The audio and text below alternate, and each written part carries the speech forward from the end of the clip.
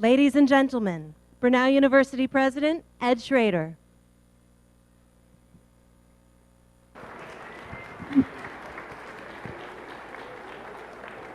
Good evening, good evening.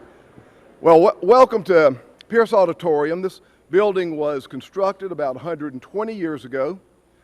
The site that we are on right now was the original site of the founding of Brenau Women's College 135 years ago. And this has been the site of many important meetings, plays, and performances over the last 120 years. Now, you may not be familiar with Brenau if you're not from this area of the world. Certainly, we serve all of Georgia. We're a private school of about 3,000 students.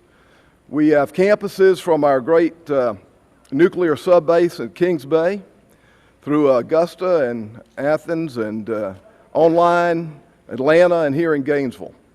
We're a private university. We started, as I said, as a women's college, which we preserve here in Gainesville, but we are a coeducational institution focusing primarily on liberal arts and professional preparation, especially in the allied health care. So we're glad you're here. Get a chance to look around the school and get to know us and come back. More importantly, send your sons and daughters. Well, we are really excited to host the primary debate tonight.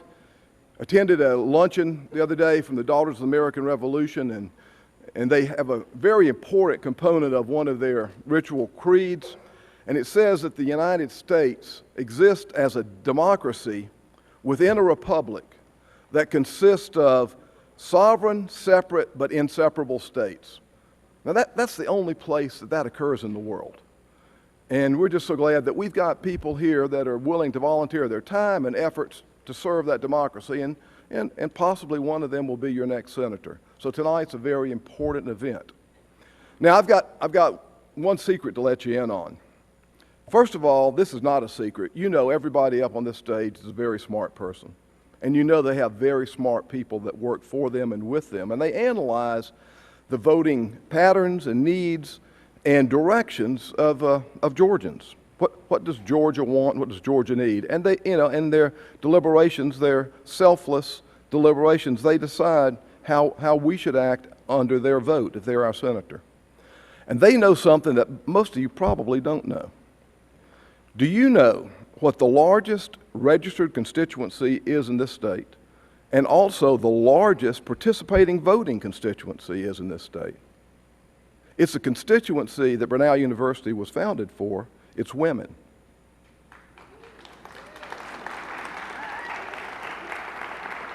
And I know that you'll hear their answers today and understand that they are addressing the concerns of those constituents and the constituents of the state. And it's interesting to have this event here at formerly 100% Women's College. Well, thank you all for coming. Y'all have done a great job in just spending your time with us tonight, and we look forward to hearing this outstanding group of candidates.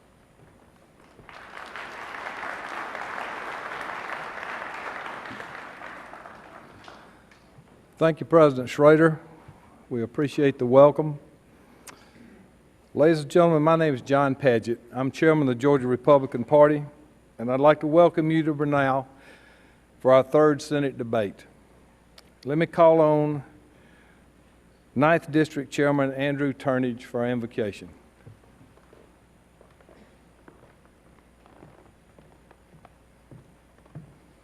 Good evening, ladies and gentlemen. Will you please join me by standing for the invocation, and if you'll remain standing until after the pledge.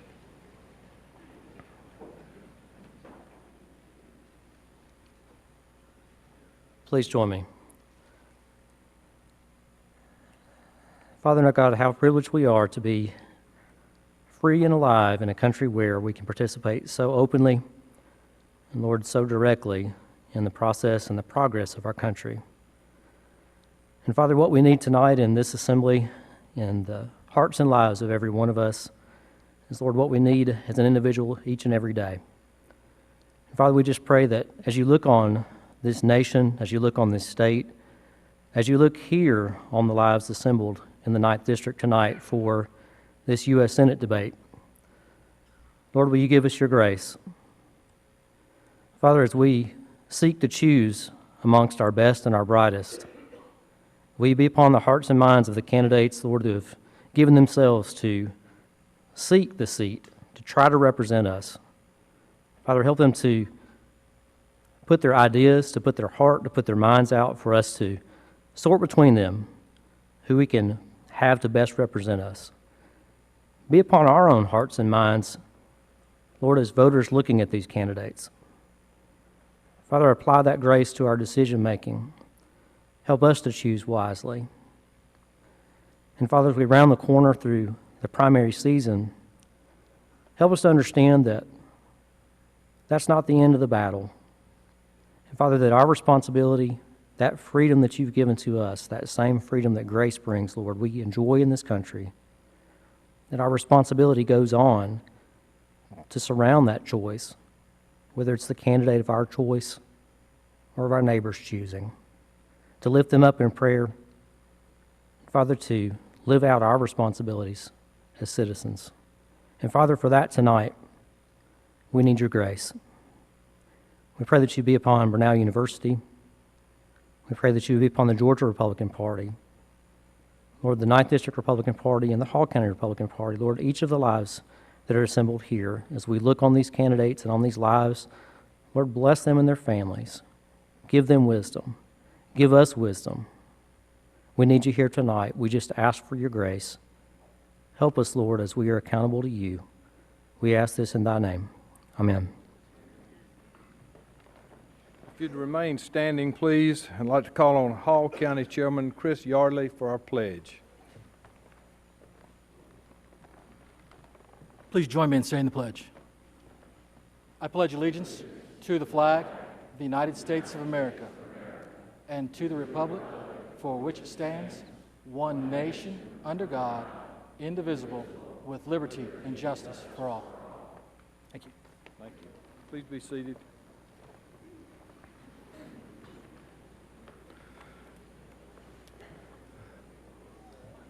Congressman Doug Collins grew up in Hall County, where he learned about service to others from his dad, a Georgia State trooper, and his mom, who provided care services to local senior citizens. Doug graduated from North Hall High School and went on to earn a degree in political science and criminal justice from North Georgia College and State University. He later earned his master's degree in divinity from New Orleans Baptist Theological Seminary while serving the community full-time as a senior pastor at Chicopee Baptist Church. In November 2006, Doug was elected to represent District 27 in the Georgia House of Representatives. Over his first term, he earned a law degree from John Marshall Law School in Atlanta.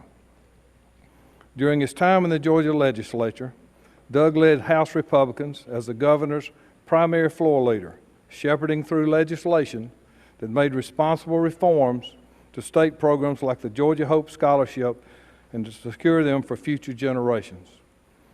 Aside from his service as a pastor, state representative, and now United States Congressman, Doug has ministered to members of our military as a chaplain in the Air Force Reserve since 2002.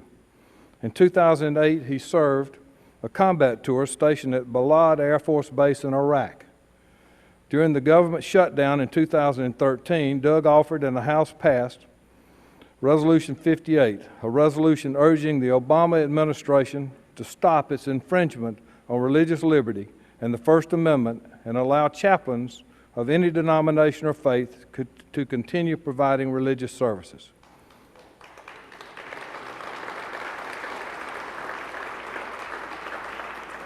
For over 25 years, he's been married to Lisa Collins, a fifth grade teacher at Mount Vernon Elementary School in Gainesville.